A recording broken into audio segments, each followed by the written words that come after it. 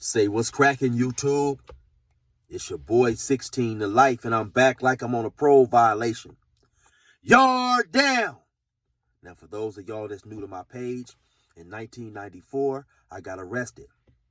I was eventually sentenced to 16 years plus life, and I ended up doing 24 years straight in the California prison system.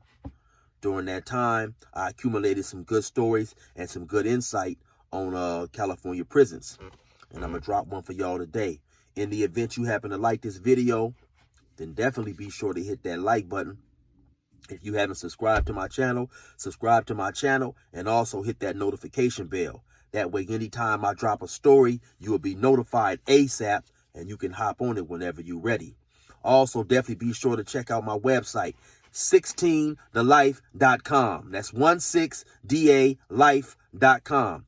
And go on there and check you out some merch, man. I got some Yard Down hoodies. I got some 16 to Life hoodies. I got some Yard Down t-shirts, some Fox t-shirts. Definitely a lot of good stuff on there. Also, you can purchase my music on there, man. I be rapping, and I definitely get busy on that mic. Type in 16 to Life music on YouTube, and definitely be sure to check your boy out. But all that being said, let's hop right up into this. Now, like I was telling y'all, I ended up doing 24 years straight in the penitentiary. And really, that was my first time coming to prison. I had never really served no major time in jail, period. And I had never been to the pen at all. The most I had done, I think I'd done like 2 months in the county jail. And I'd done 30 days in the juvenile hall system. So yeah, for me, it was definitely an eye opener. I think that one of the things that helped me prepare a little bit for prison was being in the county jail.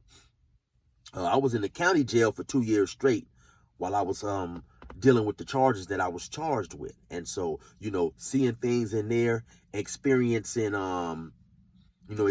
certain things in there and actually just doing a lot of talking to people who had been to prison kind of helped me prepare. But nothing can actually help you prepare, because it's so much, it's such a different element going on. And then, like I say, California prisons, they have different security level institutions. They have level 1, which is very minimal security. They have level 2, level 3, level 4. Now, of course, the level 4 is a maximum security prison, and it's much different there because, the majority of the people there are there because they have a lot of time or they have been deemed excessively violent. So the atmosphere is different there. And also, it's crazy because while it's more dangerous there when things get violent, because then when things become violent, they get super serious. But it's actually also, it's more respect there. Back when I first came in 1996, you literally could go to the canteen and set your whole bag down, and leave it in the middle of the yard and walk away. And wasn't nobody going to touch it or bother it because they knew that stealing was basically a good way to get killed. You definitely, if you picked up and touched anything that wasn't yours and you wasn't trying to return it to the rightful owner, you definitely was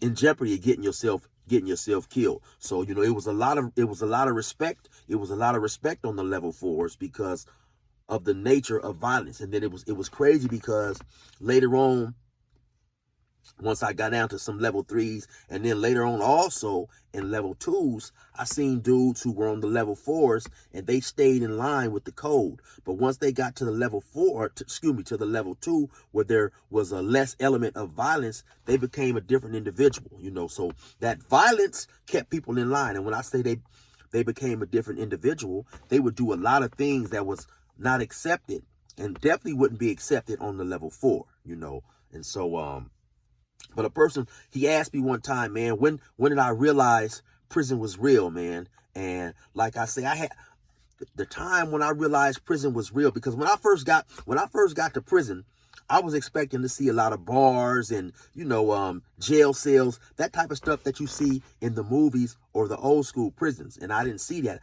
I ended up going to Salinas Valley, and Salinas Valley was a new prison. I believe it had just been built. I don't know when it was, when they started working on it. But when I got there, I hit D yard, and we were the first ones in the cells. It still had dust all over the cells, a few screws here and there and stuff, so I got assigned to a cell. And initially, they signed me to a cell with a white dude. And like I say, by being in Riverside County will intermix the races. So I didn't even know. But the white dude who had been doing time before, he said, "Oh no, man, hold on." And so he went up there and he talked to whoever, and they ended up moving me into another cell all by myself, Now, before I got to the pen, they send you to what's called reception center. Now, reception center, that's another prison, but you go there to get evaluated, and they're gonna figure out what type of custody level you need. So you might stay in reception anywhere from 3 months to 8-9 months, and then due to your points, due to your case, to how much time you got, how old you are, and all that type of stuff, they work out a point system. And then the more points you have, the more higher level of security they put you on. And so I was down there with another individual, man, and this dude was like 19 years old, 18 and 19. He had never been to prison either. He had a life sentence as well. And actually, he didn't have level 4 points. He only had level 3 points. But due to the fact that he had been to California Youth Authority, which is like a prison for youth, they overrode him and they bumped him up and sent him to a level 4. And so, like I was telling y'all in another story, man, this dude was extremely optimistic of getting out because he only had 15 years to life. And he was about 18 or 19. So he had done the math and like, okay, when I get there, I'm going to chill, stay out of trouble, and I'll be home by the time I'm 31, 32, But like I say, in another story, man, we got there, an individual by the name of C. Looney told us, "Hey, man, y'all got life? Y'all ain't never going home. They not letting lifers out. You're going to be here forever with me." And it's crazy because right when I end up getting a date, I seen C. Looney. We had both made our way down to another to a level 2 institution and stuff. And it's crazy that, because all these people that you run across, if you stay in jail long enough, you will see them again. I used to see some dudes come in and out prison, the same, while I'm on the same sentence, I'll see the same dude come in and out 3 or 4 times during the 24-year stretch that I had done, And so, like I said, this individual who I caught the chain with, because when you're at the reception center, you stay there, you get evaluated, then they send you to a prison that you're gonna go do your time with. So they happened to send me and this dude. We went to the same prison. So we riding on the bus, we talking and stuff. And when we got up there, he had a homie. He had a homie that was already there. And his homeboy brought him out, because now when you coming from reception, like I say, you first get into prison, so you have very little, you don't have a whole lot of canteen, hygiene, personal clothing, because you haven't had an opportunity to get those things sent in to you yet. And so his homeboy, when we got there and his homeboy found out that he was there, his homeboy came out and brought him, some shoes, hygiene products, toothpaste, a hairbrush, some hair grease, soap, and, soups and stuff, little zooms and whams, until, stuff just to tide him over until he got his package and all that old type of stuff. And so now, since they're from the same neighborhood, they're kicking it. They're hanging out and stuff, and the dude who brought him out the stuff, the dude had been down for a while. So, he's giving this dude the ropes and stuff, and so, then I don't know how long it might have been, maybe a couple of months later, all of a sudden, word comes out that the dude who brought the guy the stuff out, he had done something at another institution, and he had to get stabbed. And like I say, I mentioned this story before, but that's when I realized, man, prison was cold, and it was way fucked up, because the dude who was gonna stab him was the dude he had brought all the stuff out to. And like I say, see, in my experience, I had grew up in a small town, man, where a lot of the individuals I graduated high school with, I had been knowing since first grade, maybe even before that, since a Head Start, And so to me, that was just cold. Just realizing like, damn, man, these dudes been hanging out. They've been kicking it every single day, laughing and joking. Now this dude got to stab this dude. And then another thing was extremely cold in my opinion was it seemed like everybody knew except for the individual who was going to get stabbed. And that was the cold part about it. And that's when I realized like, man, you know, prison is treacherous, you know. It's treacherous because the same person that you call your homie one day might be the dude to take your life or viciously assault you the next day over some type of infraction, you know. And sometimes, man, a lot of these dudes making decisions, they're not always the smartest dude, you know. Sometimes these dudes are just the dude who the most violent.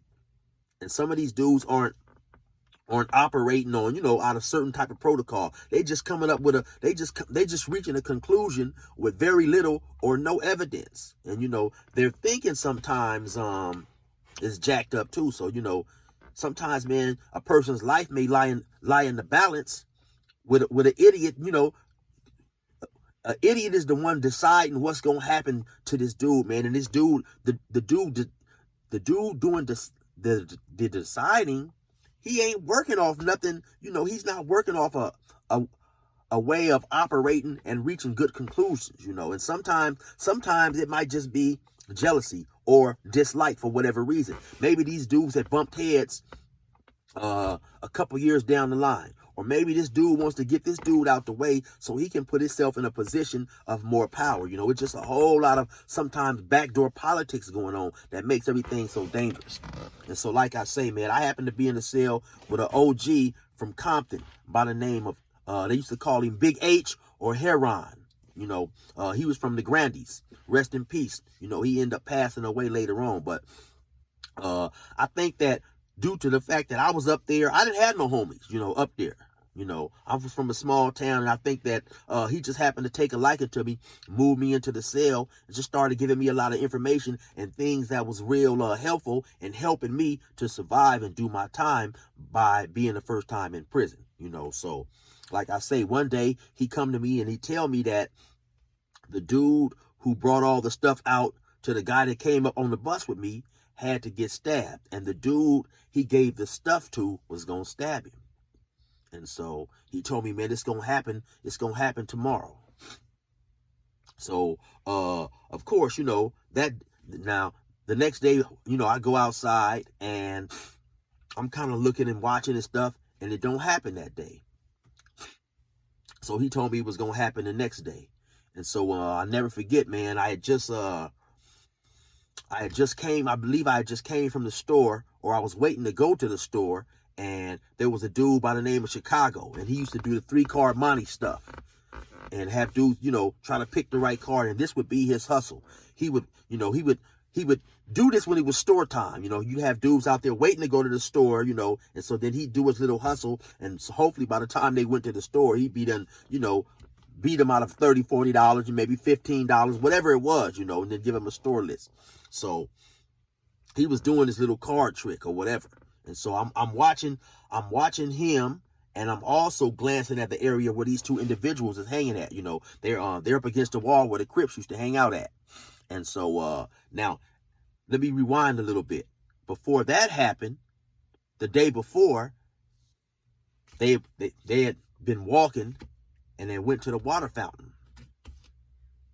And so now I'm watching these two dudes, right? Because I know that one dude is getting ready to stab the other dude. So I'm saying to myself, this is some cold shit going on right here. Because they at the water fountain laughing and talking like it's cool. And so, like I say, fast forward now to when the dude is doing the 3-card Monty type stuff. So now, like I say, I'm glancing back and forth, you know. I'm watching the game. I know not to get involved because, you know, I know you can't win. But all of a sudden, I see the dude doing the 3-card Monty. He bent the card. The dude got the wrong card. He was doing this with an Asian. The Asian dude got the wrong card, and he went back to shuffle him, but he bent the card. When he bent the card, that's when all of a sudden I jump in. Now I want to get involved, and I say, okay, I know the card. And he said, are you sure? And I said, yeah.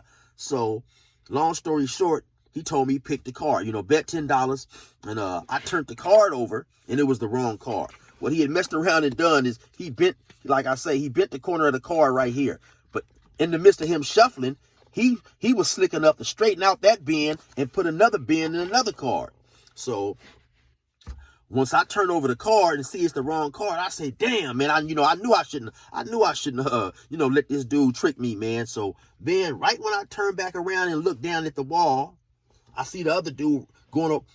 They're standing side by side. Now, initially, when I'm looking back and forth, the dude who rode the bus with me, he's nervous. He's, he got his hand in his pocket. He's fiddling, because like I say, he 18, 19. He ain't never been to the pen either, And so he's fidgeting like he's nervous. And right when I look back, after I got tricked out of my money, I look back, I see him stab dude. Bam, bam, stab him in the neck. Now, the bigger dude, the dude who got stabbed was a bigger dude. He probably was maybe about 5'8", 5'9", probably about 230 pounds. You could tell that at some point in time he used to work out, but he had stopped working out, or he had got a little big, but he still had a lot of size on him. So I'm thinking this dude is supposed to turn around and destroy this other dude, because the dude who stabbed him probably wasn't nothing but about 5'8", 150 pounds. But the dude who got stabbed took off running. He snatched the knife out his neck and took off running. He ran down to his building and kicked all on the door. Doom, doom, doom, doom, doom, doom. He said something to the guard, and the guard in the tower let him in. Then a couple seconds later, the guard hit the button, and the whole yard went down. Of course, everybody got to lay down. They came on a little golf cart. Excuse me. They came and put him on a golf cart and took him off the yard. And that's when I realized, man, damn, that's when I was like, realized that, damn, this shit is serious, because like I say, man, these dudes was cool. And all of a sudden, for whatever reason, the guy ended up stabbing him, and like I say, the whole yard knew this dude was going to get stabbed. Everybody knew but him. Now, somebody would think, well, damn, why didn't nobody go and mention it to him and say nothing to him so he could protect himself? But, that's not the way that prison works, It's a cold game, because, like I say, out of all these people on the yard, all these people he was cool with, all these people he had knew at another prison, a lot of people out there who've never been to prison, like, they're thinking like, well, damn, why didn't somebody at least let the guy know, man? But like I said, you can't do that, man. That's just not the way shit works, And in the event somebody had went and tried to do that. Now, say somebody went and informed the dude, like, hey, man, they getting ready to stab you. And the dude they told, say, hey, man, well, yeah, such and such said, you gonna stab me. Now the dude who has shared that information, now he's in trouble as well, and he's getting ready to get stabbed. So, man, prison, for those who've never been to prison, just understanding the protocol and the way things work in prison, you'd never be able to understand it, because it's a totally different world from the world that you operate. And, it's crazy, because I noticed that a lot of people, a lot of us go to prison for disrespecting or stealing something from somebody, whether it's property, whether it's their life, whether it's their money. But the key thing in prison is respect. Everybody in prison wants to be respected, regardless of who we've disrespected on the street. The main thing outside, I think, of being a child molester and a snitch, the biggest infraction a person can commit is stealing, But like I say, nobody wants to be stole from in prison. Now, it's a big difference if you just go up to a person and you take something from another individual in prison out of their hand. Like I said before in another video, that's between y'all. But now, if you outside on the yard and a person goes into your cell unknowingly and takes your TV, that was a major infraction, because he went in there and he stole, take your TV, your radio, whatever. You definitely gonna get stabbed for that. But it's crazy, because before I end up leaving prison, like I said, in 2018, a lot of those things had changed now. People, the younger generation, they permit a lot of things that when I first came to prison, you couldn't do, like stealing, that type of stuff. They just, so I saw things change a whole lot. And I'm going to be talking on that on a later video about just how things changed from the time I came in to the time that I came out. But getting back to, like I said, seeing that dude stabbed, man, and seeing him put on the golf court and escorted out of took out into the MTA, which is the nurse or wherever, the doctor. It was just an eye opener, because up until then, due to me not seeing, a lot of bars and things that I thought prison was going to be, it really didn't have a scary element to it. Because also that prison was just now opening. It was a new prison, and so people were still coming in and stuff, But that, like I say, that right there was a real eye-opener for me, and just made me realize that, man, this is a extremely treacherous environment, And people you consider your homies one day could turn around and be the people who kill you the next day. And so, with all that being said, man, you already know it's your boy 16 to life, man. Resume normal program.